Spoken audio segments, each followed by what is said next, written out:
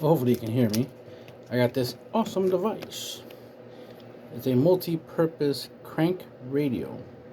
Hopefully you can see it. Put in the light a little bit. The crank part obviously is the crank handle that pops out. Over here, if you look on the other side, you will see the light go off. It's a little red light. Obviously that indicates that you're actually charging. And that's how you charge it. Charge it by winding it. It's solar powered, so you can charge it by a solar panel, because there's a solar panel on top. So there's two ways to charge it during a zombie apocalypse, or the end of the world, or the current state of affairs in the world right now. As you can see, there's a flashlight, which is good to have, right? And in fact, you could crank it and then you have a flashlight, so you always have light. They have USB ports here. They have one USB port, and then they have one micro SD port. And here's the plug that comes with it. So you see it's micro USB on one side and then has USB on the other side. So you can plug it however way you need it to. And so the cool thing of this, of course, is you can obviously plug this to a phone or some type of mobile device like a tablet or something. Plug it to this and this will charge it, right? Because this has battery power, so the power from here will transfer over to the device you want to charge. If you don't have, if you have, like me, I have a Samsung phone, so this is the plug for it, which is a USB-C. Obviously, this won't go into the micro USB part, but the other part, the USB port, obviously can go in here, so you can plug it in there, and then plug this part to your phone, and then charge the phone. So obviously, as long as you have a USB plug, you can plug it in there and then plug it to whatever device can be charged through USB power. It comes with this little adapter right here, which allows you to attach it to a Apple computer or something similar that uses that little weird metal prong. So it's kind of cool that, you know, options, which is the most important thing. So these are the two things that come with the radio. Obviously it has the radio feature. It has WB, which I think is wideband. So it's the top part. I think that's to get like radio frequencies, like police radio frequencies and stuff like that. And in case you are lost somewhere, you can use the radio frequency part in case they're talking about you and describing you. You could be like, oh, I know where they're at, and they can find me if you're lost.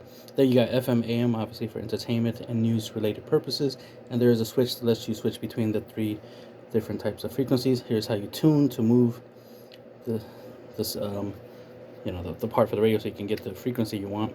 Obviously I could turn it on. So here's the knob to turn it on and off, and then volume, so you turn it on. Now to protect tender plants from the and there's cold. audio.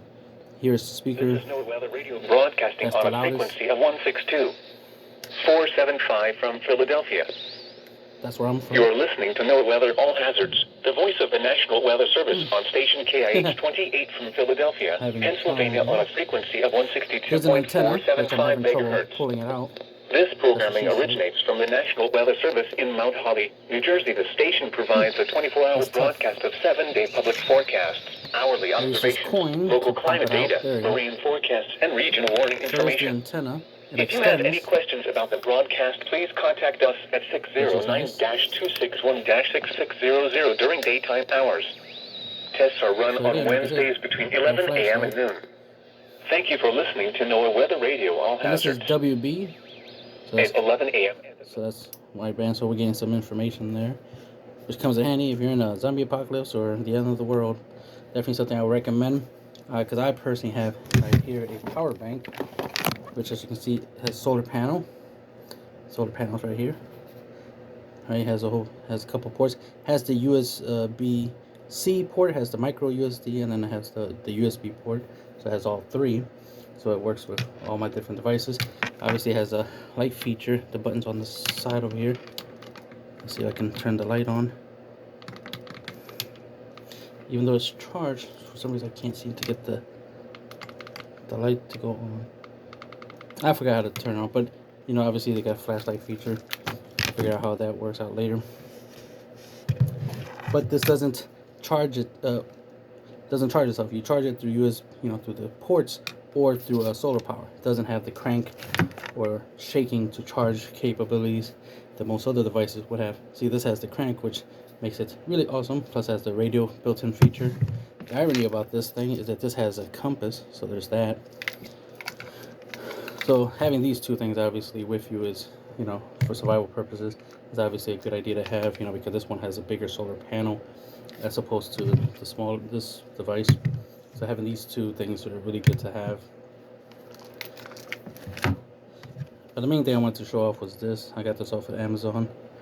I think under 30 bucks or something like that. Definitely worth it, because if things happen, I definitely want to have something like this, you know, power source that I can rely on, especially in a scenario where there might not be no power sources. This will be the only power source that I'll have. So that's the end of the video.